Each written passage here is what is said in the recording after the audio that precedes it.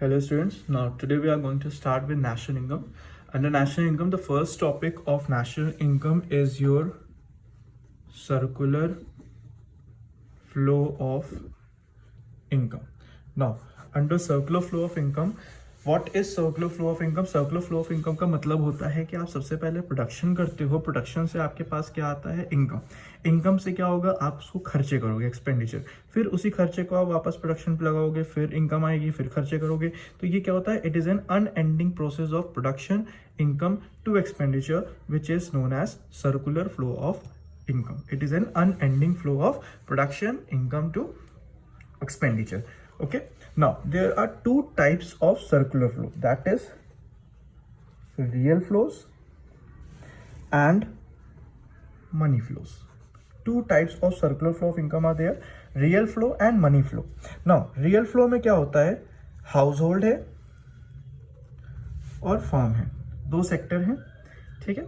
House hold ने firm को दिया फैक्टर सर्विस, फैक्टर सर्विस देने पे फर्म ने हाउस होल्ड को दिया गुड्स एंड सर्विसेज। तो यहाँ पे ये पेमेंट की बात नहीं हो रही, यहाँ पे क्या हो रहा है? फ्लो हो रहा है हाउस होल्ड सर्विस का, फैक्टर सर्विस का, जो कि बदले में उसको क्या दे रहा है? गुड्स एंड सर्विसेज, जिसको हम लोग क्या बोलते हैं? Real flows. रियल फ्लो का मतलब flow of factor services from household to firm and the corresponding flow of goods and services from firm to household. Okay, तो यहाँ पेमेंट की बात नहीं हो रही है।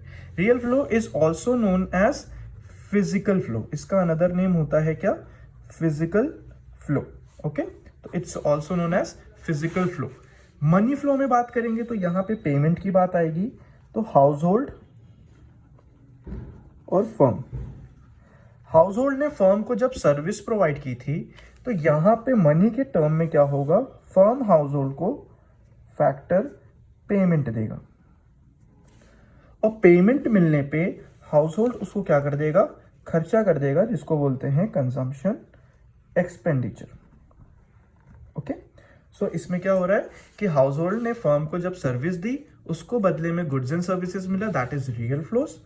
मनी की बात करेंगे तो जो सर्विस प्रोवाइड करी थी उसका यहाँ पे फैक्टर पेमेंट मिल रहा है और उसको वो खर्चा कर दे रहा है, that is money flow, which is also known as nominal flow, nominal flows.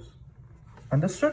तो these are the two types of circular flow of income. There are two types of circular flow, that is real flows and money flows.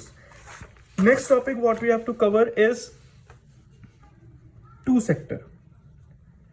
Sector economy with saving and investment, or you can say leakages and injections.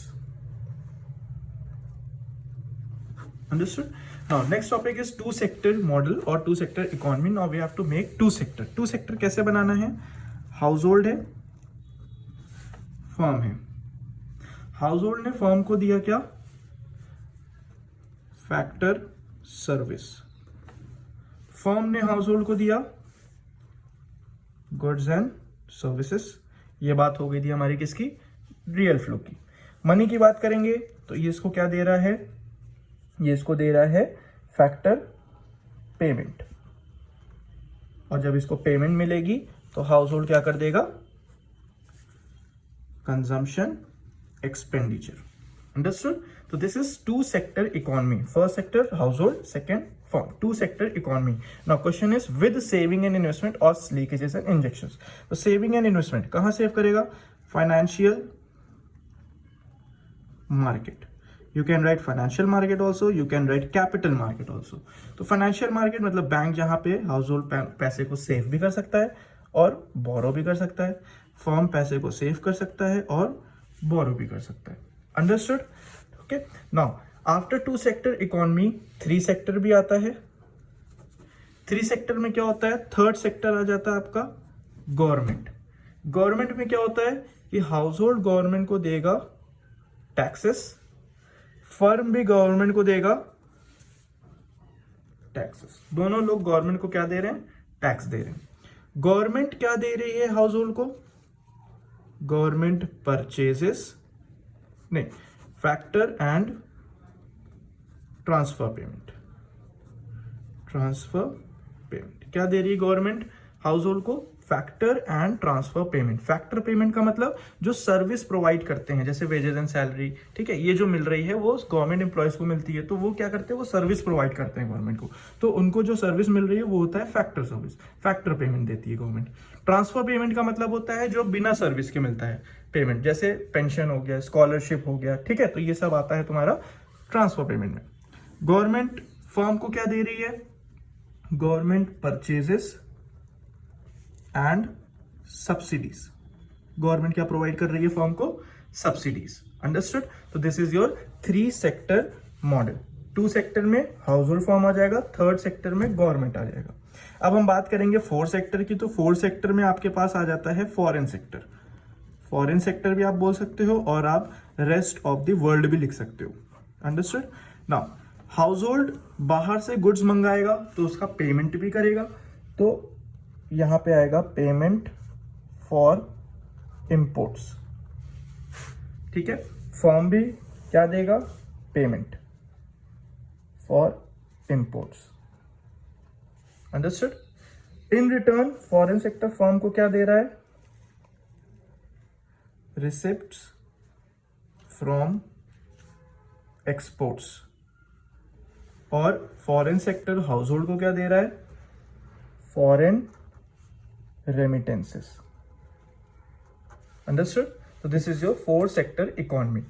House hold ने firm को दिया service, firm ने house hold को दिया goods and services, ये हो गया था रियल फ्लो। मनी में पेमेंट मिल गई और उसने उसको खर्चा कर दिया, ये हो गया मनी फ्लो के बाद। बीच में आ गया financial market, that is bank, जहां पे वो पैसा सेव भी कर सकता है, बोरो भी कर सकता है।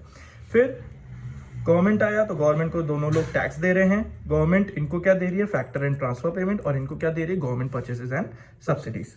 4th सेक्टर में फॉरेन सेक्टर आ जाता है, जहां पे दोनों लोग पेमेंट देंगे इंपोर्ट्स का, बदले में ये दे रहा है रिसिप्ट फ्रॉम एक्सपोर्ट्स एंड ये दे रहा है हाउस होल्ड को क्या?